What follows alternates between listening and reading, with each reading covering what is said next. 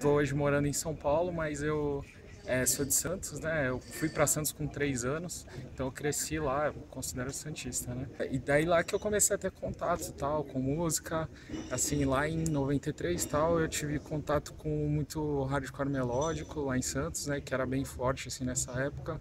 Fui em milhões de shows do Garage Fuzz, é, Primal Therapy, um monte de banda que tinha assim na época.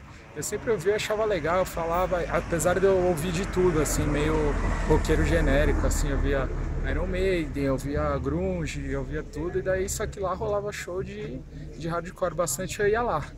Mas assim, até então eu achava legal, mas eu ia em qualquer show, eu ia lá nesses, ia em outros, em show de metal, ia meio que em tudo assim, mas eu sempre gostei um pouco mais de hardcore, né? E aí, quando foi em 95, veio o Sick of Roll pra cá pro Brasil. E aí eu tive contato com. Eu não fui no show, mas eu conheci a banda quando eles vieram pra cá, porque eles estavam divulgando o disco deles também, Scratch the Surface. Nesse momento eu lembro bem claramente que foi bem na hora que eu pensei, putz, é isso aí que eu sempre estava imaginando, porque eu ia em muito show de metal e tal, eu gostava do som, mas eu achava muito era muito visual e o pessoal não se focava tanto em, de repente, em passar alguma coisa, nem nada. Apesar no show de melódico, o pessoal tentava, mas melódico colava muito só surfista, skatista tal, que era mais, ia só para se divertir e tal. Eu gostava do som, mas ainda assim eu não sentia essa mensagem também. E no Scofirol eu lembro que eu vi o clipe, Scratch the Surface, em 95, e aí nesse momento eu vi, o cara não tá ligando pro visual, o cara tá com uma camiseta e bermudas e tá lá falando sobre coisas legais, porque eu fui atrás, peguei a letra e tal, e pô, e todo mundo se divertindo, todo mundo normal, e aí que deu um estalo assim, eu comecei a ficar indo mais atrás de hardcore, né? E aí em 96, e daí eu comecei a ter contato com bandas de São Paulo, e aí outros amigos lá de Santos começaram a ter contato com a cena estreia de São Paulo, que estava meio que crescendo, já estava meio que indo pro auge assim, né, que acho que foi final dos anos 90. E veio o Shelter pra cá em 96 também, aí consolidou de vez, assim, pra mim era um negócio que tipo, eu nem pensava assim vou entrar nisso, não vou, era totalmente, era a minha cara, assim, pô, mó legal, os caras que se focam em fazer as coisas, em produzir,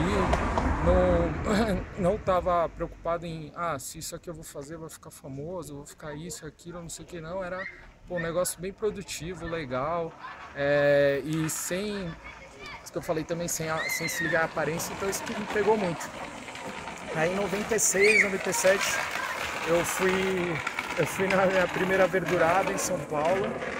E aí também eu fiquei doido, né? Assim, pô, o pessoal, todo mundo, tive contato com vegetarianismo e o jeito que as pessoas todas, você via que era uma comunidade mesmo, assim. Então, a partir daí eu nem comecei a questionar muito, assim, foi meio que natural, assim, era aquilo que eu queria, assim, estar sempre perto. E eu via que o cara tava no show de uma banda lá, agitando, na banda seguinte ele tava lá tocando e depois ele voltava ou ele tava lá organizando o show. E pra mim, pô, isso aí é o ideal, assim, sabe? Tipo, você participar de tudo, é bem gostoso você participar. Eu nunca gostei de chegar e ser só um espectador, assim, passivo em todos os lugares. Você chegava num show, por isso que às vezes o show grande, tem muitas bandas que eu quero ver, mas eu fico até desanimado que você chega lá, assim, que ser tratado, tem um monte de funcionário, segurança e não sei o que e tal, não sei o que, e não fica aquele negócio, né, é, participativo, né? Então, foi isso que na época assim, me levou muito a gostar. Foram as ideias que bateram muito com as minhas na época, né? Até eu saía com o pessoal lá, tinha um lugar lá em Santos que ficava um monte de metaleiro lá que chamava Adega. E eu ficava lá e eu bebia tal com o pessoal, mas eu nem gostava, era só pra me enturmar, assim, né? E aí quando eu descobri, caraca, tem os caras que tocam som animal, do jeito que eu gosto, e os caras, pô, todo tatuado e tal, não sei o quê, igual os outros metaleiros que eu via, só que os caras, ninguém bebia nada e tudo. Eu, pô, perfeito, então eu não preciso, eu achava que eu precisava. Então também o thread foi outra coisa que me pegou. O vegetarianismo a princípio eu achei estranho, mas depois com o tempo eu fui me envolvendo mais e hoje já faz 14 anos que eu sou vegan, né? 16 anos que eu virei vegetariano e 14 anos que eu sou vegan. E pra mim foi a melhor decisão que eu tomei, assim. Não tenho intenção de parar logo, assim. Pra mim já faz parte da minha vida, assim. Em 96 eu montei uma banda com o Leonardo Cantinfras, que é um amigo nosso lá de Santos, e tive milhões de bandas, então foi essa época mais ou menos. Pro hardcore eu comecei a produzir em 96, 95, 96 também. E aí, quando foi em 2001, não, 2002, eu comecei, 2001 mais ou menos, eu tive contato com o selo da Holanda, que era a Commitment Records. E eu pirei assim nesse selo, porque quem trouxe foi o Luciano Giuliato, né, o Lobinho, que tocava no Point of No Return, toca no Inspire. Ele trouxe da Europa, ele foi tocar lá na Europa com o Point e trouxe um monte de compacto. E eu achei mó legal que o cara fez, ele só lança compacto só de banda Strayed. Eu achei, mó legal, né? O cara, criou uma proposta ali, pronto, legal, você pode colecionar e tal, legal, eu sei que o negócio é diferente dentro das outras coisas. É simples, mas era diferente. Falei, podia começar um selo aqui, né? Que na época eu comecei a trabalhar, morava com os meus pais, então sobrava uma graninha, podia fazer. Aí eu fiquei com assim na cabeça, até que eu ouvi uma demo, que essa época eu já tinha mais contato com mais pessoas do Brasil e tal. O pessoal ia muito para Santos tocar, ou ia passear lá por causa da praia. E aí daí de lá ia para São Paulo, fazia show. A gente já organizava show também nessa época, né? 99, 2000, ajudava a organizar. E aí eu ouvi essa banda de Curitiba chamada Odyssey. E aí eu fiquei maluco. Quando eu vi assim, eu falei, meu, caraca. Aí eu comecei a pensar em um monte de banda lá de Santos que eu pirava e que nunca lançou nada. Eu falei, nossa, tem tal banda que os caras só tem uma demozinha lá, tal, tosca, mal gravada. Que desperdício, a banda era foda e não gravou nada e tal. E daí eu comecei a ver como era muito mal documentada, né, a cena daqui, né. Ainda não tinha a internet, o pessoal não gravava muita coisa na internet, então era muito mal documentada. Aí quando eu vi essa banda, eu falei, essa banda não pode passar em branco, essa banda é boa demais, todo mundo tem que ouvir isso, no mínimo ela tem que ficar registrada para a história. E aí eu falei com a minha namorada na época, e ela também gostou da ideia, ela pirou e tal, a gente começou a fazer o selo junto e depois a gente chamou o Leonardo Cantinfras. E aí a gente começou daí também a produzir como selo e começamos a fazer mais shows lá em Santos.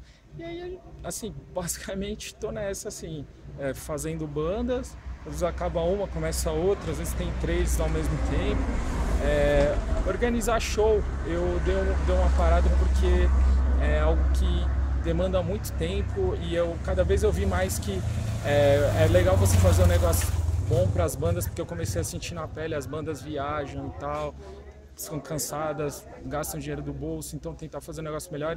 Então eu queria ter bastante tempo para fazer isso.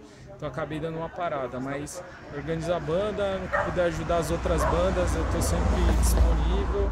E o selo. Bom, agora comecei também com um podcast, né, com o Felipe, que é um amigo lá de longa data. E assim, acho que é uma nova mídia que a gente tem que explorar, como essa aqui, é o vídeo, tem YouTube, a gente pode usar.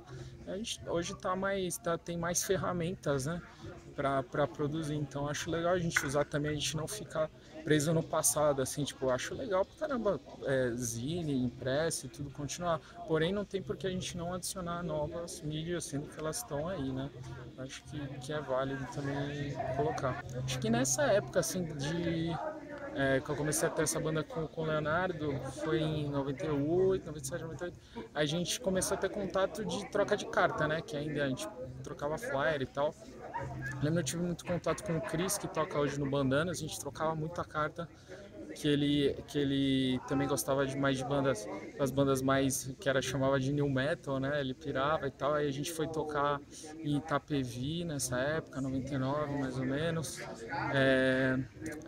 Bom, a gente tinha contato com o pessoal na Verdurada, com o pessoal de Piracicaba, a gente ficou muito amigos deles, o pessoal que depois montou o Children of Gaia, que eles iam sempre nas Verduradas, a gente encontrava com eles lá, a gente encontrou com um deles até hoje aqui, o Juliano, que tocava no Children of Gaia, ele foi no show nosso aqui, e conheço ele faz uns 15 anos.